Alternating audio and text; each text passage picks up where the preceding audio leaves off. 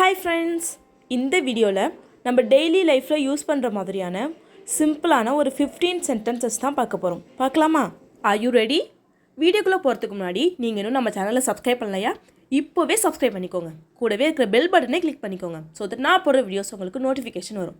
Subscribe பண்ணுறது உங்களுக்கு ரொம்பவே சின்ன விஷயம், ஆனால் அது எனக்கு ரொம்ப பெரிய விஷயம். So please do subscribe our channel. இப்போது லாஸ்ட் வீடியோவில் பார்த்த டெஸ்ட் யுவர் நாலேஜ் சென்டென்ஸை எப்படி இங்கிலீஷில் சொல்லலாம் அப்படின்னு பார்க்கலாம். The sentence was, அதனால தான் அவன் வரான், அதனால தான் அவன் வந்துட்டுருக்கான் அப்படின்னு சொல்லுவோம் இல்லையா? ஸோ அதை இங்கிலீஷ் எப்படி சொல்லலாம்னா, that is why he is coming, that's why he is coming, அதனால தான் அவன் வந்துட்டுருக்கான். ஓகேவா? ஸோ இப்போ இன்னைக்கான சென்டென்சஸ் பார்க்கலாமா? ஃபர்ஸ்ட் ஒன், இது செய்கிறதுக்கு முன்னாடி என்கிட்ட கேட்டானா, இது செய்கிறதுக்கு முன்னாடி அவன் என்கிட்ட இதை கேட்டுட்டு செஞ்சானா அப்படின்னு கேட்போம் இல்லையா? ஸோ அதை இங்கிலீஷ் எப்படி கேட்கலாம்? Did he ask me before doing it, did he ask me before doing it, did he ask me அப்படின்னா அவன் எனக்கு கேட்டானா before doing it, அதை செய்கிறதுக்கு முன்னாடி, அதை செய்கிறதுக்கு முன்னாடி அவன் என்கிட்ட கேட்டானா. ஓகேவா? ஸோ நெக்ஸ்ட் ஒன், அவன் இன்னைக்கு போவான் இல்லை நாளைக்கு, இன்னைக்கு இல்லை அவன் நாளைக்கு போவான் அப்படின்னு சொல்லுவோம் இல்லையா? ஸோ அதை இங்கிலீஷ் எப்படி சொல்லலாம்? he will go either today or tomorrow, he will go either today or tomorrow. So either or அப்படின்னா இது இல்லைனா அது அப்படின்னு சொல்லி கேட்போம் இல்லையா? ஸோ ரெண்டு கொடுத்துட்டு ஏதாச்சும் ஒன்று சொல்லு அப்படிங்கிறதுக்கு நம்ம எய்தர் ஆர் யூஸ் பண்ணணும். ஓகேவா? உனக்கு வேறு வேலை இல்லையா, உனக்கு வேறு வேலை இல்லை அப்படின்னு சொல்லி கேட்போம் இல்லையா? ஸோ அதை இங்கிலீஷ் எப்படி கேட்கலாம்? Don't you have any other work, don't you have any other work. So இங்கே ஒர்க் அப்படின்னு சொல்லக்கூடாது, ஒர்க் ஸ்டைலாக சொல்கிறதுக்கு ஒர்க் அப்படின்னு சொல்லலாம். ஓகேவா? So don't you have any other work, உனக்கு வேறு எதுவும் வேலை இல்லையா? ஓகேவா?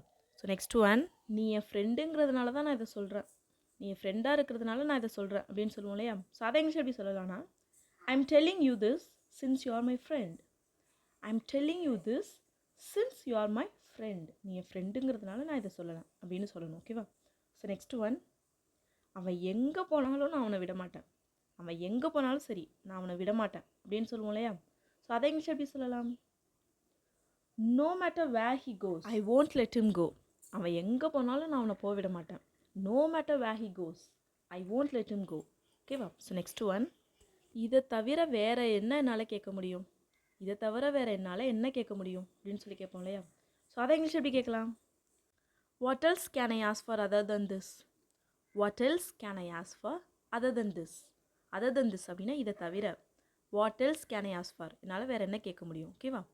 ஸோ நெக்ஸ்ட் ஒன், அவன் வந்த உடனே எனக்கு கால் பண்ணு, அவன் வந்த உடனே எனக்கு கால் பண்ணு அப்படின்னு சொல்லுவோம் இல்லையா? ஸோ அதை இங்கிலீஷ் எப்படி சொல்லலாம்?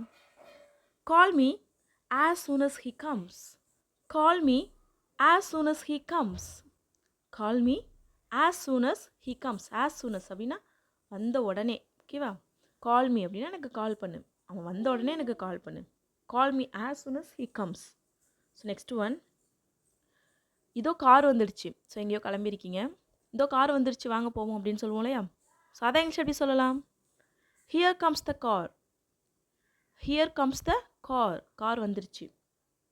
நெக்ஸ்ட் ஒன், எனக்கு இது பழகி போச்சு, நீ எப்படி இங்கே இருக்க, எனக்கு இது பழகி போயிடுச்சு அப்படிலாம் சொல்லுவோம் இல்லையா? ஸோ அதை இங்கிலீஷ் எப்படி சொல்லலாம்? I M use to it, I am use to it அப்படின்னா எனக்கு இது பழகி போச்சு அப்படின்னு அர்த்தம். ஓகேவா? ஸோ நெக்ஸ்ட் ஒன், வா போய் அவன்கிட்டே கேட்போம், இப்போ எதோ ஒன்று சொல்கிறான், அவன் ஏன் அப்படி சொன்னான் அப்படின்னு சொல்லி கேட்குறோம், வா அவன்கிட்டே போய் ஏன் அப்படி சொன்னான்னு கேட்போம் அப்படின்னு சொல்லுவோம் இல்லையா? ஸோ அதை இங்கிலீஷ் எப்படி சொல்லலாம்? Come let's ask him, come let's ask him, come அப்படின்னா வா, லெட்ஸ் ஆஸ்க் ஹிம் அவன்கிட்ட கேட்போம், கம் லெட்ஸ் ஆஸ்க் ஹிம். இதை எப்படி செய்கிறதுன்னு நான் உனக்கு சொல்லித்தரேன், இதை எப்படி செய்கிறதுன்னு நான் உனக்கு சொல்லித்தரேன் அப்படின்னு சொல்லுவோம் இல்லையா? ஸோ அதை இங்கிலீஷ் எப்படி சொல்லலாம்? I'll teach you how to do this, I'll teach you how to do this, I'll teach you நான் சொல்லித்தரேன், ஹவ் டு டூ திஸ் இதை எப்படி பண்ணணும்னு. ஓகேவா? ஸோ நெக்ஸ்ட் ஒன், அவன் நான் வேலையாக இருக்குன்னு எப்போவுமே நான் வேலையாக இருக்குன்னு தான் அவன் சொல்கிறான் அப்படின்னு சொல்லுவோம் இல்லையா? நான் எப்போ கேட்டாலும் நான் வேலையாக இருக்குன்னு தான் அவன் சொல்கிறான் அப்படின்லாம் சொல்லுவோம் இல்லையா? ஸோ அதை இங்கிலீஷ் எப்படி சொல்லலாம்? He always says that he is busy, he always says that he is busy, he always says அப்படின்னா அவன் எப்பயுமே சொல்கிறான் என்னது, ஹீ இஸ் பிஸி, அவன் பிஸியாக இருக்கான்னு. ஓகேவா? ஸோ நெக்ஸ்ட் ஒன், நான் தப்பான வழியில் வந்துட்டேன், இதோ எங்கேயோ போயிட்டுருக்கீங்க, ஐயோ நான் ரெண்டு ரூட் இருக்குது, நான் தப்பான வழியில் வந்துட்டேன் அப்படின்னு சொல்லுவோம் இல்லையா? ஸோ அதை இங்கிலீஷ் எப்படி சொல்லலாம்? I chose the wrong way, I chose the wrong வே. நான் தப்பான வழியில் வந்துட்டேன். I chose the wrong way. Next one, என்ன நினச்சி எனக்கே பெருமையாக இருக்குது. என்ன நினச்சி எனக்கே பெருமையாக இருக்குது அப்படிலாம் சொல்லுவோம் இல்லையா? ஸோ அதை இங்கிலீஷ் எப்படி சொல்லலாம்? I am proud of myself. I am proud of myself. I am proud அப்படின்னா பெருமையாக இருக்குது. ஆஃப் மை செல்ஃப் அப்படின்னா என்ன நினச்சே. இதே அவனை நினச்சி எனக்கு பெருமையாக இருக்குது அப்படின்னு சொல்லணும்னா I am proud of him அப்படின்னு சொல்லுவோம். இதே அவளை நினச்சின்னா I am proud of her. என்ன நினச்சி? I am proud of myself. ஓகேவா? ஸோ நெக்ஸ்ட் ஒன், அவனுக்கு இதெல்லாம் சாதாரண விஷயம், அவன்லாம் ஈஸியாக செஞ்சுடுவான், அவனுக்கு இதெல்லாம் சப்ப மேட்ரு அப்படிலாம் சொல்லுவோம் இல்லையா? ஸோ அதை இங்கிலீஷ் எப்படி சொல்லலாம்? It's a piece of cake for him. It's a piece of cake for him. It's a piece of cake அப்படின்னா சாதாரண விஷயம், சின்ன விஷயம், சப்ப மேட்ரு. ஃபார் ஹிம் அப்படின்னா அவனுக்கு. It's a piece of cake for him. ஓகேவா? ஸோ நெக்ஸ்ட் ஒன், அவங்க எல்லாரும் அமைதியாக இருந்தாங்க. நான் போனப்போ அவங்க எல்லாரும் அமைதியாக இருந்தாங்க அப்படிலாம் சொல்லுவோம் இல்லையா? ஸோ அதை இங்கிலீஷ் எப்படி சொல்லலாம்? All of them were silent. All of them were silent. Silent அப்படின்னா அமைதி. All of them were silent. அவங்க எல்லாரும் அமைதியாக இருந்தாங்க. இதுவே அவங்க இப்போ எல்லாரும் அமைதியாக இருக்காங்க அப்படின்னு சொல்லணும்னா all of them are silent அப்படின்னு சொல்லணும். ஸோ முன்னாடி all of them were silent. ஓகேவா? ஸோ நெக்ஸ்ட் ஒன், அவனுக்கு ஹைட்னா பயம். அவன் ஹைட்டான இடத்துக்கே போக மாட்டான், அவனுக்கு ஹைட்னா பயம் அப்படின்னு சொல்லுவோம் இல்லையா? ஸோ அதை இங்கிலீஷ் எப்படி சொல்லலாம்? He is afraid of height. He is afraid of height. Afraid of அப்படின்னா பயம். ஹைட்டால் அவனுக்கு பயம். ஹைட்னா அவனுக்கு பயம். He is afraid of height. ஓகேவா? ஸோ நெக்ஸ்ட் ஒன், நான் சொல்கிற வரையும் வெளியில் வராத. நான் சொன்னால் தான் வெளியில் வரணும், நான் சொல்கிற வரையும் வெளியில் வராத அப்படிலாம் சொல்லுவோம் இல்லையா? ஸோ அதை இங்கிலீஷ் எப்படி சொல்லலாம்? Don't come out until I say. Don't come out until I say. Don't come out வெளியில் வராத. அன்டில் ஐ சே நான் சொல்கிற வரைக்கும் வெளியில் வராத. ஓகேவா? லாஸ்ட் சென்டென்ஸ், எனக்கு ஊஞ்சலில் ஆடுறதுக்கு ரொம்ப பிடிக்கும். எனக்கு ஊஞ்சலில் விளையாடுறது ரொம்ப பிடிக்கும் அப்படிலாம் சொல்லுவோம் இல்லையா? ஸோ அதை இங்கிலீஷ் எப்படி சொல்லலாம்? I love to play in the swing. Swing அப்படின்னா ஊஞ்சல்.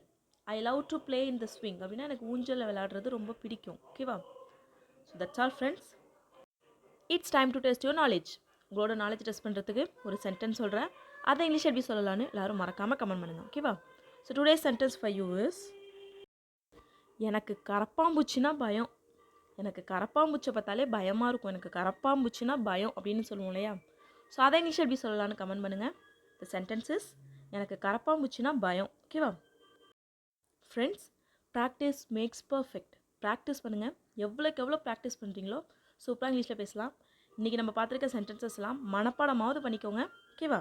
வீடியோ பிடிச்சிருந்தா லைக் பண்ணுங்கள், ஷேர் பண்ணுங்கள், கமெண்ட் பண்ணுங்கள், நம்ம சேனலை சப்ஸ்கிரைப் பண்ணிக்கோங்க. தேங்க்ஸ் ஃபார் வாட்சிங் கைஸ். Happy learning.